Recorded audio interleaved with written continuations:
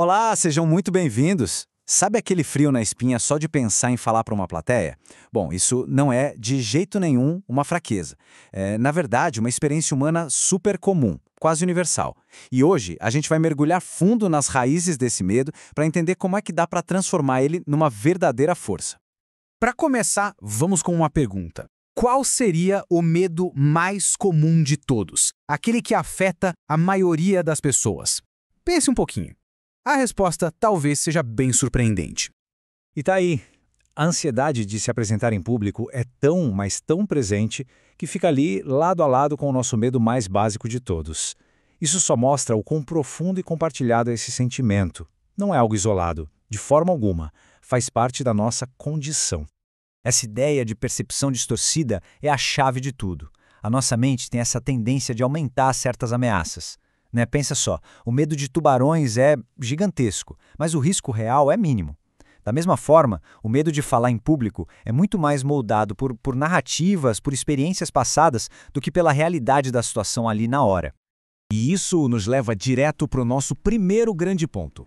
O verdadeiro pavor não vem das pessoas que estão ali na nossa frente, mas de uma outra coisa, algo que a gente mesmo cria na nossa mente.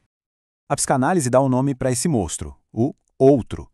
Repare que não é uma outra pessoa, mas o outro. É uma entidade imaginária que carrega todo o peso dos julgamentos que a gente tanto teme. É para esse outro que a gente sente que está se apresentando, e não para as pessoas de carne e osso na plateia. E essa imagem aqui ilustra essa ideia de um jeito brilhante. Esse monstro que paralisa a gente é, no fundo, um espelho. Ele fica gigante na nossa imaginação, e quem alimenta ele somos nós, com as nossas próprias inseguranças. A gente acha que todo mundo sabe mais, que todo mundo está julgando, quando, na verdade, só estamos projetando a nossa própria autocrítica. Então o ponto crucial é este aqui, ó. Nenhuma plateia de verdade vai ser tão dura quanto o juiz que a gente cria dentro da nossa cabeça. E essa é a chave para começar a desmontar o medo. Reconhecer que o verdadeiro inimigo é interno. Tá, mas de onde é que vem esse monstro imaginário? Para entender isso, a gente precisa ir mais fundo, lá nas camadas mais antigas da nossa formação emocional, lá na infância.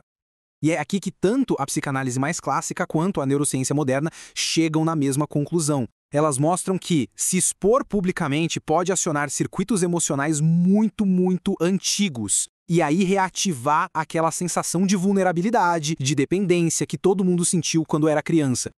Basicamente, é o seguinte, as nossas primeiras relações lá atrás moldam como o nosso cérebro vai responder a situações sociais mais pra frente.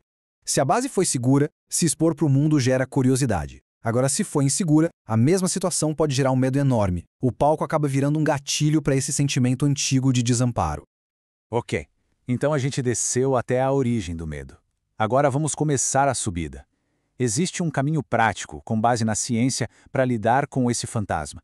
E o primeiro passo é surpreendentemente simples. O método tem 3 fases. Primeiro, a identificação, que é simplesmente o ato de dar nome ao medo. Depois, a aceitação, que é entender que está tudo bem sentir isso. E, por fim, a relaboração, que é quando a gente começa a reconstruir o significado que esse sentimento tem pra gente.